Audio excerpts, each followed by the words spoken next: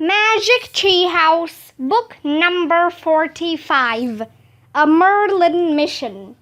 A Crazy Day with Cobras. Written by Mary Pope Osborne. Chapter 10. Caught in the Wild. Instantly, the straw carriage felt small and cramped. Jack and Danny sat up and looked at each other. "We're big again," said Annie. "Yeah," said Jack, dazed. "Where's the emerald?" said Annie. Jack opened his bag. The jewel looked tiny again, but it was there. "No problem, I have it," he said. "It was kind of fun being so little, wasn't it?" said Annie. "Yeah, until we nearly got killed by humongous, super poisonous snakes," said Jack. "Thanks for saving us, Morning Breeze," called Annie. She reached out from the carriage and patted the elephant's wrinkled skin. "Yeah, thanks," said Jack. Morning Breeze made a trumpet sound and swayed from side to side as she champed through the low, scraggly brush. "I wonder where she's going," said Jack. The elephant slowed down. She sniffed the air with the tip of her trunk. Then she stopped near a clump of bushes and made a low purring sound. A snuffling noise came from behind the bushes. Branches and leaves shook and parted. "Oh, wow!" breathed Danny. A baby elephant bumbled out into the open. He had a fuzzy head and bright, shining eyes.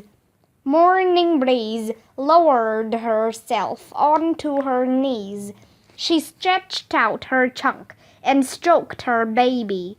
The little elephant nuzzled against her. "So that's why Morning Breeze had to escape the fort," said Annie. "When they captured her in the wild, they took her away from her baby. She was desperate to get back to him." "Yeah," said Jack. "And after she found him, she came back to help us." Annie climbed out of the straw carriage and carefully slid down off the elephant's back. Jack followed her. Annie patted the elephant's back. "I guess you'll be staying here now that you've found your baby." Jack rubbed his hand over Morning Breeze's skin. Her huge, wrinkled body smelled of grass and heat and cheese. The elephant actually looked as if she were smiling. "I don't think you need to wear this stuff anymore," said Annie. She reached up and lifted the rope of silver bells off the elephant's neck. The bells jangled as Annie dropped them into the grass.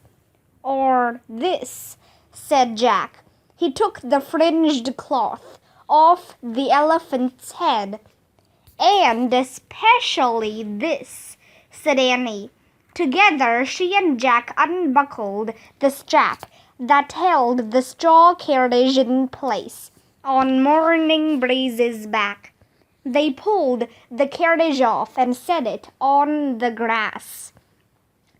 "Doesn't that feel better?" said Jack.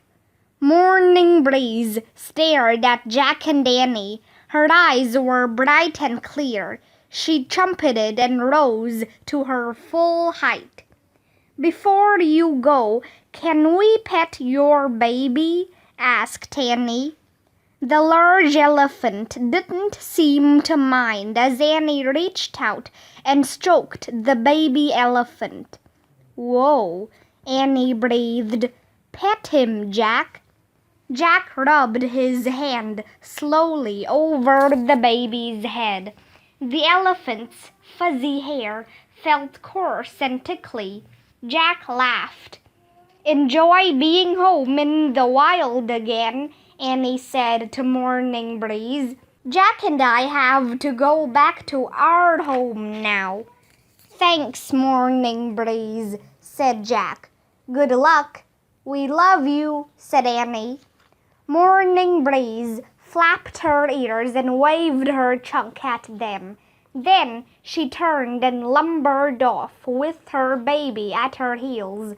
The two of them kicked up grass and dirt as they disappeared into the brush. "Wow," said Annie. "Yeah," said Jack. Annie turned to Jack and laughed. "We look like we've been in a train wreck," she said. "No kidding," said Jack. They'd both lost their pointy shoes, and their coats were torn and dirty. "At least we have our Emerald Rose," said Annie, "and Morning Breeze is back with her baby." "Mission done," said Jack. "So let's go back to the treehouse," said Annie. "Yeah," said Jack. He looked around. "But where the heck are we?" "I think the big field we came through is over there," said Annie, pointing. "I hear a lot of bug noise. Let's look." Jack and Annie headed for the field. Ow! Ow! Weeds and rocks jabbed their bare feet. Jack just missed stepping on a large anthill. He and Annie picked their way through the scrubby forest until they came to the edge of the yellow field. The sounds of buzzing and chirping filled the air. The tall grasses rustled in the dry, hot wind. "That's it," said Jack. "So to get back to the treehouse, we cross the field, then go on the dirt path, then head back through the bazaar and down the road to the Red Fort. Got it?" "Got it," said Annie. "I just hope we don't get eaten alive by bugs," said Jack, "or get heat stroke, or get clobbered by those angry guys in the bazaar, or—" "Enough, stop," said Annie, grinning. "One thing at a time. Come on, don't be chicken. The bugs are more afraid of us than we are of them. Run." Jack and Annie started running through the dry, dusty field. Their torn silk coats billowed behind them. Jack could feel grasshoppers and all sorts of buzzy and jumpy things bashing against him, but nothing really hurt. His feet crushed the dry, tough grass until he and Annie finally reached the dirt path. "Yes, we made it," Annie said, out of breath. "Oh, look." Jack was burning up. He felt dizzy. We look," Annie said again. She grabbed Jack and pointed to a farmer hauling hay. The farmer was talking to an imperial guard in a horse-drawn carriage. It was the same guard who had escorted them to the Great Mogul's balcony. The farmer pointed back at Jack and Annie. The guard turned and saw them. "Oh no, he must be searching for us," said Jack. "Hide!" But it was too late. The guard had jumped out of the carriage. He was striding toward the edge of the field. "Stop! Ambassadors from Frog Creek," he called. Jack held his breath as he and Annie waited for the guard. The guard looked about as he approached them. "Where is the elephant?" he asked. She threw us off, said Annie. Yeah, and then she ran that way, said Jack. He pointed to the right, while Annie pointed to the left. But the guard didn't seem to care about the elephant, nor did he seem to care about their bare feet and torn coats. You must come with me, he said gruffly. Why? Asked Jack. The guard wrapped his hand around the hilt of his sword. Because if you do not, you will be put in jail for the rest of your lives, he said. Oh, said Jack. Good reason. Chapter 11. Heart to Heart. Jack and Annie silently followed the guard to his carriage and climbed in the back. The guard flicked the reins, and the pair of black horses took off, trotting down the dirt path. Annie looked at Jack. I wonder where we're going, she whispered. Jack just shook his head. His worst thought was that the Great Mogul had changed his mind and wanted to punish them. The horses passed the mud huts, the men and boys hauling hay, the women and girls cooking outdoors. They passed goats and sheep and chickens. The horses clopped down the stone road. They moved easily through the bazaar. Jack saw that the silks and carpets were hanging on the lines again. Oranges, lemons, and pineapples were back in the baskets. Tent poles were all standing, and the bearded merchants looked happy and busy. The horses trotted down the street toward the Red Fort. When they came to the drawbridge, Jack expected them to cross the moat and head back to the palace. But they didn't. The horses trotted past the fort and down a road along the river. The sun was low in the sky when the horse-drawn carriage came to a square. The horses stopped before a massive red gateway with an arched entrance. The guard turned to Jack and Annie. You are to go inside and wait, he said. Okay, thanks for the ride, said Annie.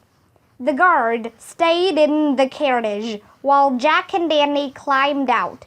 They walked up to the looming gateway. Where are we? Annie whispered to Jack. And why are we here? If I knew, I'd tell you, whispered Jack. Jack and Annie stepped under the high, arched entrance. Leading from the entrance was a narrow canal stretching to the horizon. In the sunset, Jack thought he saw a cloud of mist hovering above the ground. Then he realized it was a shimmering, milky white dome about 20 stories high.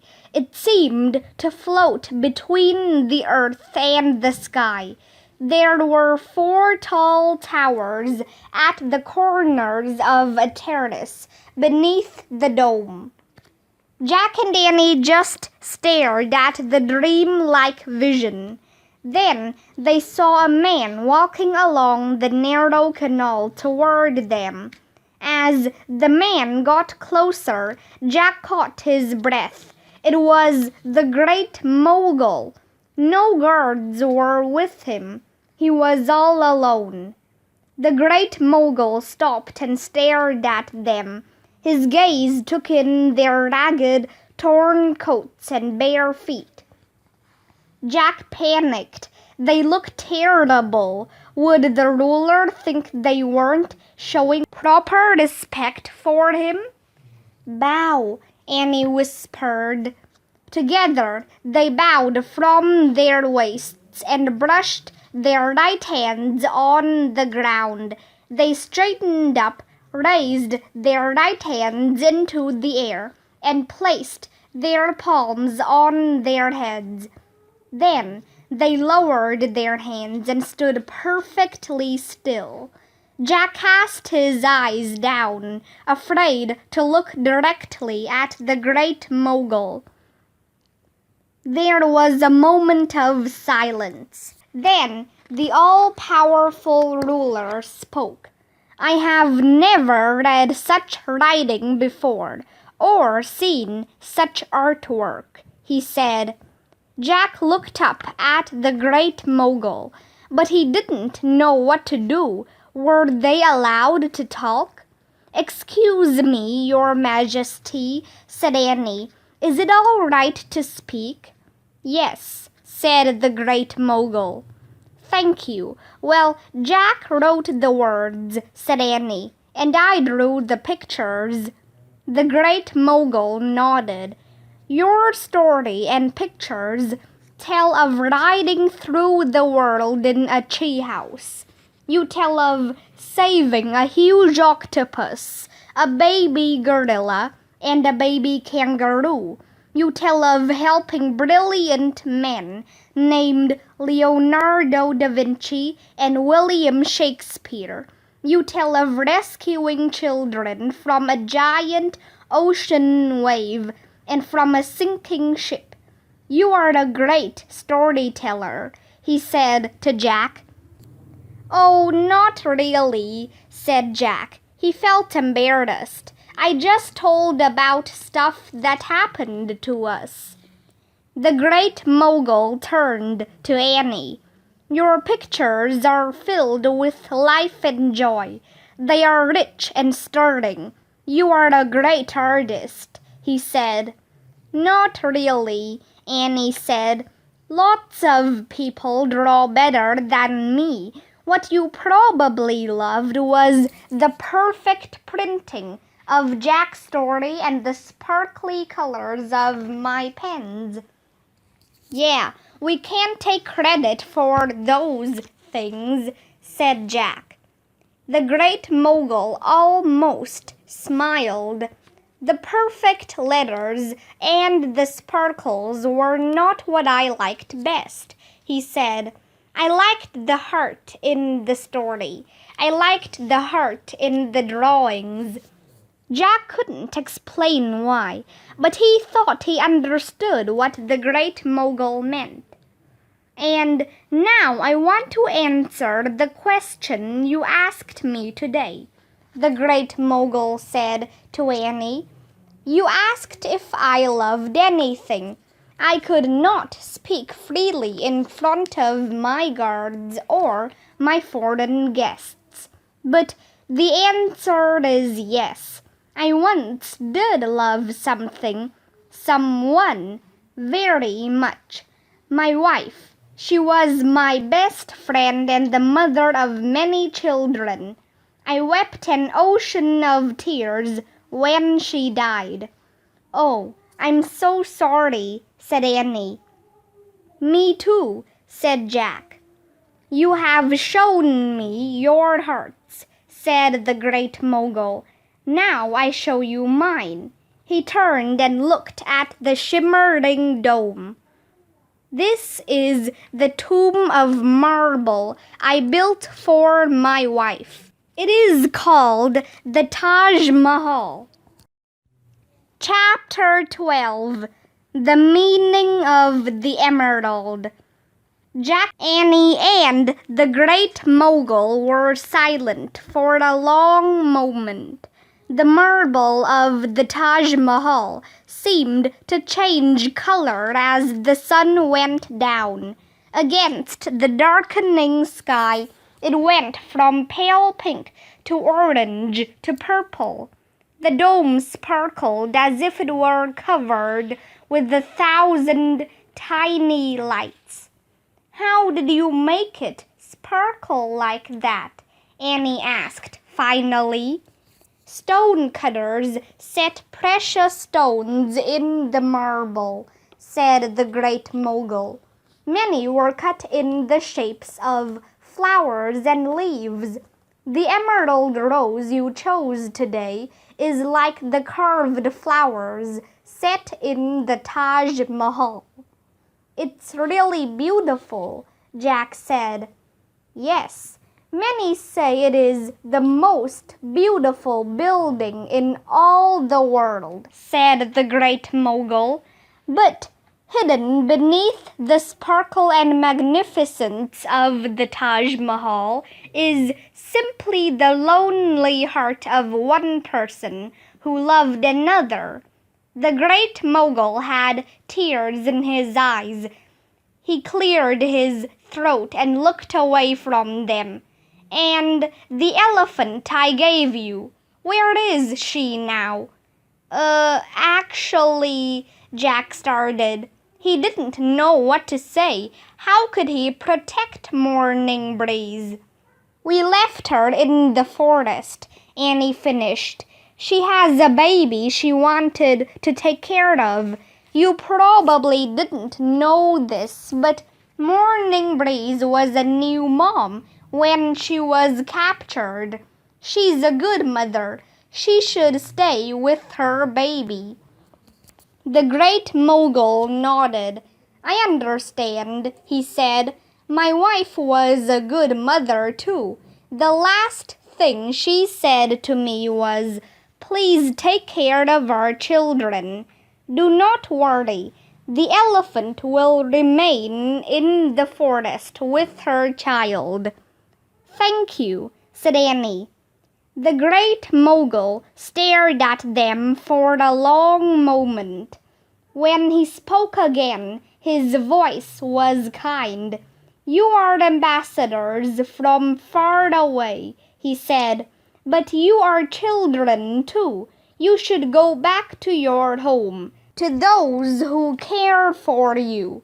A splendid idea, said Jack, trying to sound like an ambassador. Come.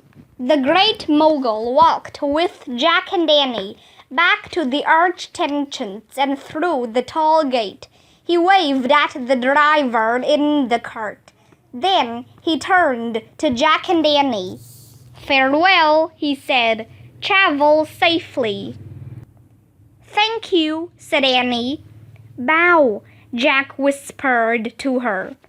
Jack and Annie performed their bow one last time. When they straightened up, the Great Mogul nodded. Oh, and thank you for the emerald rose, said Annie. It is a priceless treasure. You are most welcome, said the Great Mogul. The rose was my wife's favorite flower. And as you know, emeralds stand for love. For the first time, a warm smile crossed his face. Jack and Annie smiled back at him. But the Great Mogul was suddenly serious again, as if he wasn't allowed to smile. He looked at Jack and Annie for a moment. Then, without another word, he turned and walked through the tall gate, back toward the shimmered tomb of his wife. Jack looked at Annie. Let's go home now, he said. Jack and Annie walked to the guard and his horse-drawn carriage.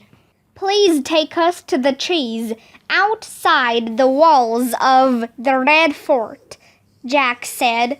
The guard flicked his reins. The black horses trotted along the river in the pink twilight. They passed veiled women on the backs of elephants, white oxen pulling a cart, and small boys driving a herd of sheep. They stopped near the row of dark trees outside the Red Fort. This is fine. We'll get out here, please, said Jack. The guard gave them a silent nod. Jack and Annie jumped out of the cart. They ran under the trees to the rope ladder and climbed into the treehouse. Jack grabbed the Pennsylvania book. Before he made the wish, he and Annie looked out the window. In the distance, they could just see the Taj Mahal. It glowed faintly in the hot night, like a shimmering cloud. "Oh, wait," said Jack. "I just remembered something." He reached into his bag and pulled out the note from Kathleen and Teddy. He read aloud, "Ye say that ye wish your spell be reversed. 4 things ye must find. Here is the first. In the shape of a rose is an emerald stone that uncovers the heart of one who's alone." Jack put the note away. "Our mission wasn't really done until now," he said.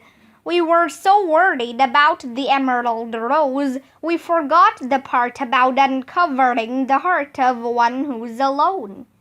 "The Great Mogul," said Annie. "Even though he has millions of followers, he's really lonely." Jack and Annie looked out the window again. "Goodbye, Great Mogul," Annie said. "I hope your heart feels better someday." Jack took a deep breath. He pointed at a picture of the Frog Creek woods. "I wish we could go home," he said. The wind began to blow. The treehouse started to spin. It spun faster and faster. Then everything was still. Absolutely still. Jack and Annie were wearing their own clothes again. Jack's bag was a backpack. A warm wind was blowing the trees in the Frog Creek woods. "I'm glad it's not boiling hot here," said Jack. "It feels good," said Annie. "You've still got the emerald rose, right?" Jack looked in his backpack. "Got it," he said. He pulled out their note, their research book, and the blue bottle, and he left them in the corner of the treehouse. Then Jack took out sparkling stone and held it up to the afternoon light. "This is for you, Penny," Jack said. "We'll take this home and keep it safe until we see Teddy and Kathleen again." "Good," said Annie. Jack carefully put the emerald rose back into his backpack. Then he looked at Annie. "Home," he said. Jack and Annie climbed down the rope ladder. As they walked through the Frog Creek woods, Annie was unusually quiet. "What's on your mind?" Jack asked. "Well, I was just thinking that it's really cool that emeralds stand for love," said Annie. "Love was the reason for every big thing that happened today." "How do you mean?" said Jack. He thought their day had been crazy. "Well, we went on our mission because Merlin and everyone else in Camelot loves Penny," said Annie. "And we love her too." "Right," said Jack. "And the Great Mogul gave us Morning Breeze because I loved her," said Annie. "Right," said Jack. "And Morning Breeze took us into the wild because she loved her baby," said Annie. "Right," said Jack. "And we ran into trouble with the Cobras because they loved their babies to be," said Annie. "Yeah," said Jack. "Okay." And finally, the Great Mogul showed us the Taj Mahal, which is the most amazing building we've ever seen, and he built it because he loved his wife," said Annie. Yeah, said Jack. You're right. Annie made it all sound so simple. And now I would love to go home, said Annie. Me too, said Jack. Hey, we can tell Mom and Dad you got an A+ on your story, said Annie. We'll print it out again. Yeah, and I made copies of your artwork, said Jack. Except the sparkles don't really show. That's okay, said Annie. The sparkles aren't that important. Right, said Jack. It's the heart that counts. And the two of them left the Frog Creek woods and headed home under the cloudless May sky.